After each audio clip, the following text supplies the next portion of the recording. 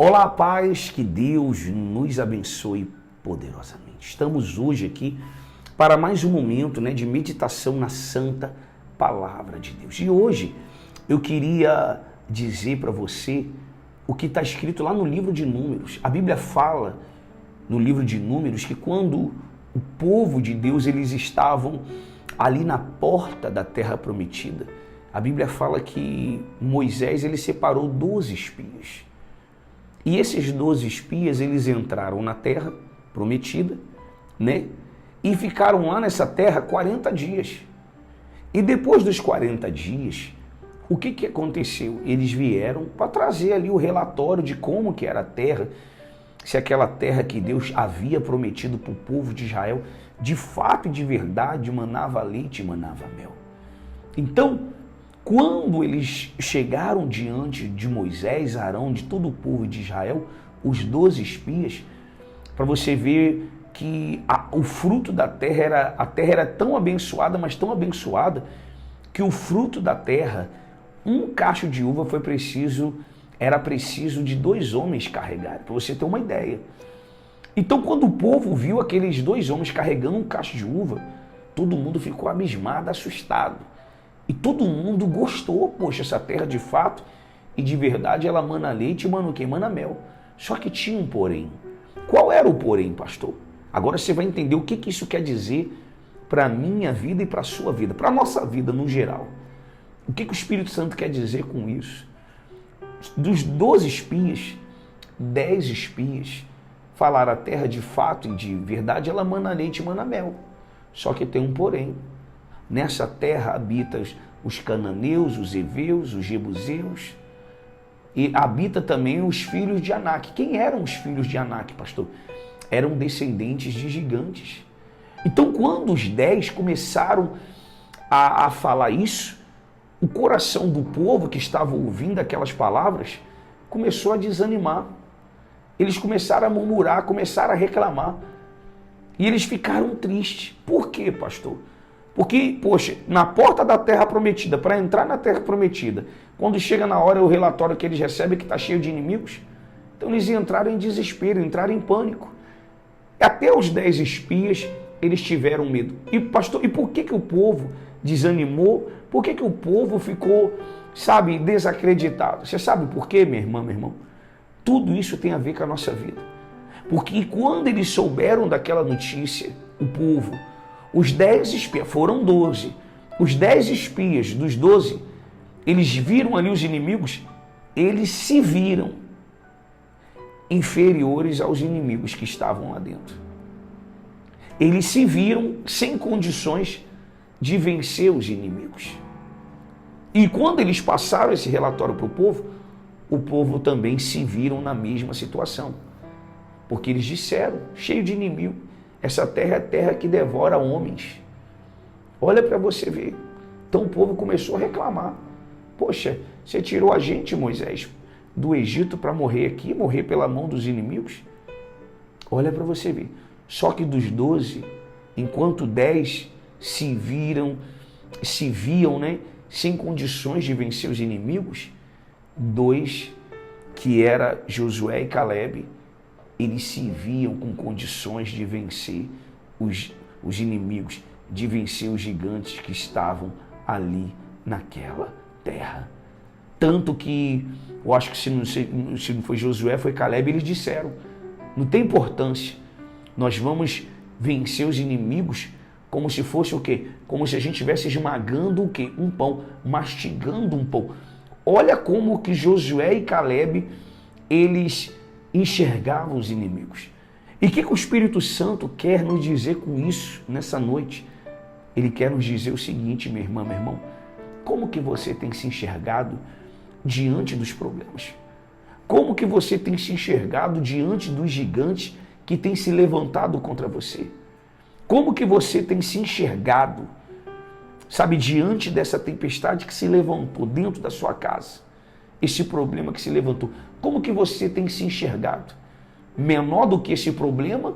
Ou Deus que é contigo é maior? Como que você tem se enxergado? Por que o Espírito Santo está nos dizendo isso? Porque, minha irmã, meu irmão, presta atenção. A forma que você se enxerga Não é a forma que você enxerga o problema, não. É a forma que você se enxerga. Ela vai definir se você vai entrar na terra ou não. Pastor, Os 10, eles estavam na fronteira entre o deserto e a terra prometida. E pelo simples fato deles enxergarem os inimigos maiores e eles se enxergarem menores, inferiores, mesmo tendo um Deus grandioso, poderoso, eles não entraram na terra prometida. Como que você tem se enxergado diante desse problema? Pastor, às vezes eu me enxergo fraca. Fraco não, você não pode se enxergar desse jeito. Pastor, às vezes eu me enxergo, sabe, que eu nunca vou vencer, que eu nunca vou ser feliz. Você não pode se enxergar desse jeito. Pastor, então tá bom então, pastor. Então como que eu devo me enxergar? Como filha, como um filho. Eu tenho que me enxergar como filha, pastor? Eu tenho que me enxergar como um filho? Sabe por quê? Deus, ele te enxerga não como uma mulher, um homem qualquer. Não, pastor, não. Deus, ele te enxerga como filha. Deus, ele te enxerga como filho. E posso te dizer uma coisa. Para Deus, isso já basta. E para você, já basta? Pastor, basta. Então, minha irmã, meu irmão, lembre-se. Você é filha, você é filho de um Deus Todo-Poderoso, Criador dos céus e da terra. Nós somos filhos daquele que tudo fez, daquele que tudo criou, daquele que tudo formou.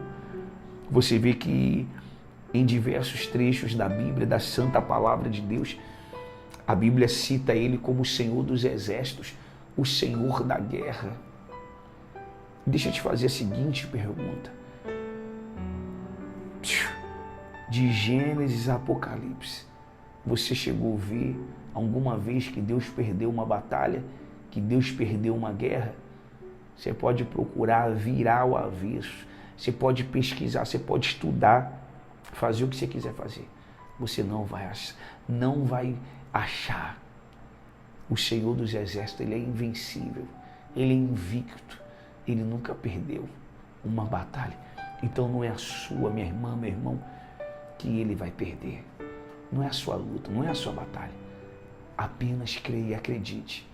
E se enxerga como uma mulher vencedora, como um homem vencedor. Se enxerga como filha, se enxerga como um filho de Deus. E você vai ver o poder dele se manifestar na sua vida. Lembre sempre disso. Estamos na fronteira para entrar na terra prometida. Tem muita gente que está me assistindo aqui agora, que Deus está mandando eu te dizer isso. Estamos na fronteira. Você está na fronteira. Há alguns passos de oração, há alguns passos de fé, há alguns passos crendo, acreditando, minha irmã, meu irmão. Se prepare. Você não imagina o que tem preparado para você. Mas lembre-se, mesmo na fronteira, esses 10 espias, eles não entraram na terra prometida. Por quê? Porque eles se enxergavam inferiores. Mal eles sabiam que eles eram filhos de um Deus todo-poderoso, grandioso, criador dos céus e da terra. Tá bom? Eu quero convidar todos vocês a estarem conosco daqui a pouco, 10 para meia-noite, com a oração da meia-noite. Venha fazer parte dessa família de oração. Todos os dias nós temos orado. Venha orar conosco. Entre nessa fé. Entre nesse propósito. 10 para meia-noite nós entramos, ao vivo aqui pelo YouTube, eu e a missionária, minha esposa, e nós ali damos uma palavra, e quando é meia-noite nós entramos em oração e depois nós encerramos a live. Tá bom? Você será muito bem-vinda, muito bem-vindo.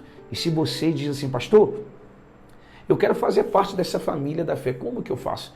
Clica nesse botãozinho vermelho aqui, ó, que está escrito assim, ó, inscrever-se. Clica nesse botãozinho vermelho, se inscreva. Do lado tem um sininho, clica nesse sino, deixa o seu joinha, vem fazer parte. E você pode ter certeza, minha irmã, meu irmão, que maravilhas o Pai, ele tem preparado para a tua vida. Tá bom? Lembre-se disso. A forma que nós nos enxergamos, não é a forma que a gente enxerga os problemas, não.